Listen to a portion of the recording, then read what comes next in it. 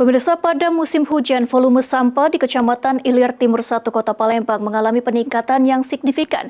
Dari sebelumnya 50 ton per hari, kini meningkat menjadi 60 ton atau naik sekitar 10 hingga 20%.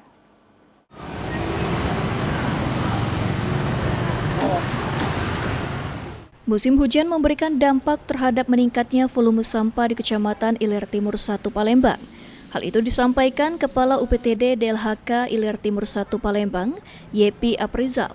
Pada saat musim hujan, volume sampah harian yang sebelumnya berada di angka 50 ton per hari, kini meningkat menjadi sekitar 60 ton per hari.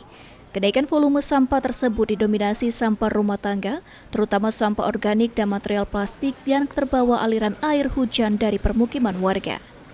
Menurut Yepi, selama musim hujan, penumpukan sampah juga sering terjadi di sejumlah titik, khususnya di saluran drainase dan tempat penampungan sementara. Dan tidak ada kendala untuk penanganan dalam mengangkut sampah selama musim hujan. Mungkin dari total paling 10%. Untuk biasanya kalau tidak musim hujan berapa? Kalau di musim hujan biasanya 50 ton per hari itu sampai 50 ton. Kalau untuk sekarang mungkin di 60 ton. Pak, mungkin saat ini untuk jumlah TPS yang ada di wilayah kita ada berapa banyak? 54 TPS itu udah termasuk TPS liar dan TPS yang terdata.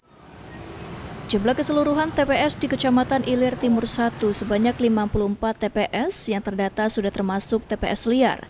Masyarakat pun dihimbau untuk tidak membuang sampah sembarangan dan mulai memilah sampah sejak dari rumah. Ilham Wahyudi, PAL TV.